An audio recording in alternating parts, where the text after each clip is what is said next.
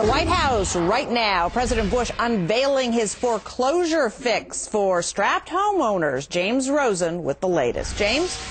Brenda, good afternoon. The White House cast today's action as the strong and voluntary response by the private sector to a looming financial crisis. Senate Democrats say it's a step in the right direction, but doesn't nearly go far enough. The central problem, what to do for and about the estimated 2 million holders of subprime mortgages whose interest rates are soon to reset to higher monthly payments and thereby possibly create a tidal wave of home foreclosures. President Bush today endorsed a set of initiatives by a private sector group called the Hope Now Alliance that will enable some affected homeowners to receive refinancing or see their rates frozen for 5 years. There's no perfect solution, but the homeowners deserve our help. And the steps I've outlined today are a sensible response to a serious challenge. Critics of the president's actions point out how many mortgage holders in precarious positions will be excluded from the Hope Now proposals, including, among others, those who've missed at least one of their past mortgage payments. Also ineligible for the president's plan are people whose so-called teaser or introductory rates expire before January 1st, 2008. So if in the last 6 months you've been a victim of this crisis, you're out. They're doing the bare minimum needed to get away with avoiding saying they're doing nothing. To see if you are eligible for a break on your mortgage rates, the White House asks you to call the following toll-free number. That's 1-888-995-HOPE. That's 1-888-995-HOPE. Unfortunately, Brenda, when the president read that number out today on live television, including this network among others, he got it wrong. So we hope everyone was just taking notes. Brenda. All right. You got it right, as always. James Rosen. Well, a report out today says home prices could drop 30% before the housing mess is over. Will the president's plan stop what could be a free fall in your home's price? Real estate agent Tanya Marchioli says yes, but Peter Schiff disagrees. He's the author of Crash Proof. All right, Tanya, why does this help? Why could this stop home prices from falling?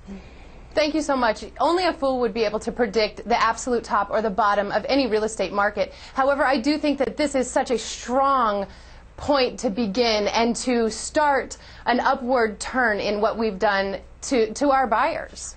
So, Peter, actually, I guess the reason is that, you know, if you get a foreclosure on your block, home prices fall, even if you yourself are paying off every day. Well, doesn't that help the housing market? Well, first of all, home prices have to fall. They were too high to begin with. That's how we got into this mess. But what this is going to do is going to make the situation worse. Homes are going to fall even further as a result of this plan. Why? For a number of reasons.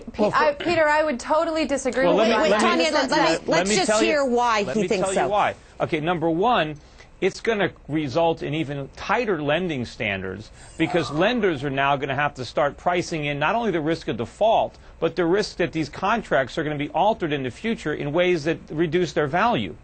And number two, you know, when you freeze these rates, you're going to be freezing in subprime mortgages where the loans already exceed the value of the property. So when you have these upside-down homeowners, and I put that in quotes, you know, paying these mortgages for the next few years, they're going to have very little incentive to maintain those properties, to pay their taxes, to pay their homeowner association bills. These properties are going to fall into further disrepair. It would be much better to let them go into foreclosure now so their new owners would have a financial incentive to actually take care of the properties. But Tanya, foreclosure is so expensive and could hit the economy in a major way, which is part of the reason why the White House got involved. I have actually been in the real estate game for 10 years, and don't let my youth negate the fact of the willingness that I've learned from the people who have gone before me. I've done certain things to help every investor that I've ever had, and we are seeing such large trends. I think John Templeton, who you know is one of the greats, said it best when he said, sell at the point of peak optimism and buy at the point of max pessimism, because the consensus is always, we're that's absolutely right. Here trying to stop real estate prices from falling, but they have to fall because they only went to these absurd levels because of these crazy loans in the first place. We can't go back to normal lending without normal prices.